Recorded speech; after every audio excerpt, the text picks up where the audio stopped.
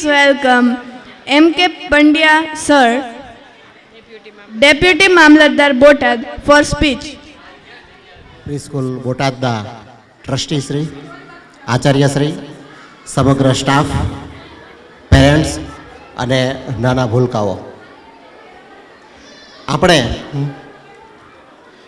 Education સિસ્ટમને વધારેમાં વધારે સુદૃઢ કરવી હશે, આપણી એજ્યુકેશન સિસ્ટમને વધારેમાં વધારે સફળ બનાવવી હશે તો આપણે શું કરવું જોઈશે? આપણું બાળક જ્યારે પ્રીસ્કૂલમાં અભ્યાસ કરી રહ્યું છે ત્યારે આપણે અને આપણું બાળક બંને આ કયા મહત્ત્વના સ્ટેજમાંથી પસાર થઈ રહ્યા છીએ એ જો આપણે જાણવું હશે તો વિશ્વના જે દેશ એવા છે કે જેમણે વર્ષોથી બેસ્ટમાં બેસ્ટ, સારામાં સારી એજ્યુકેશન સિસ્ટમ ડેવલપ કરી છે ત્યાં સુધી આપણે પહોંચવું પડશે. હું વાત કરીશ સ્વીડન, ફિનલેન્ડ જેવા દેશોની કે જેઓની એજ્યુકેશન સિસ્ટમને આજે પણ મહત્ત્વના અને મહાન દેશો જેની ગણના થાય છે એવા દેશો પણ અનુસરી રહ્યા છે. તમે માત્ર ગૂગલમાં સર્ચ કરજો કે preschool teacher salary in Sweden. ગૂગલમાં માત્ર સર્ચ કરજો preschool teacher salary in Finland.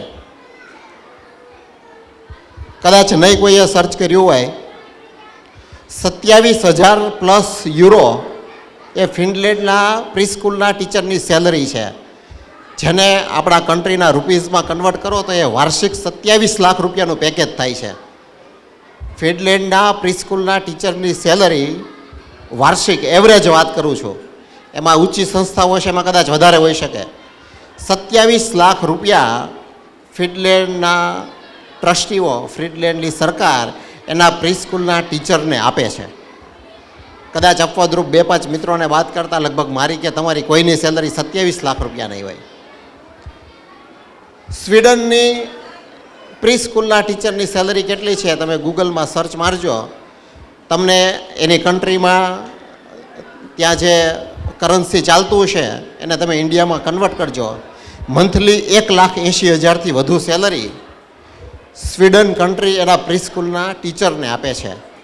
આ બાબત એવી વાતને સાબિત કરે છે કે આપણે જો આપણી એજ્યુકેશન સિસ્ટમને ડેવલપ કરવી હશે તો આપણે આપણી પ્રીસ્કૂલના એજ્યુકેશનને મહત્તમમાં મહત્તમ ડેવલપ કરવું પડશે. કદાચ અત્યારે મને અહીંયા ડિબેટમાં ઊભો રાખવામાં આવે કે બાળક ગુજરાતી મીડિયમમાં ભણવું જોઈએ કે ઇંગ્લિશ મીડિયમમાં ભણવું જોઈએ. કદાચ મને સારું બોલવાનું કીધું હોય ગુજરાતી મીડિયમ વિશે એટલે હું અહીંયાથી ગમે એટલી મોટી મોટી વાતો કરું, પણ હું હૃદયથી એવું ઈચ્છીશ કે મારું 4 વર્ષનું બાળક પણ પોપટની જેમ ઇંગ્લિશ બોલે.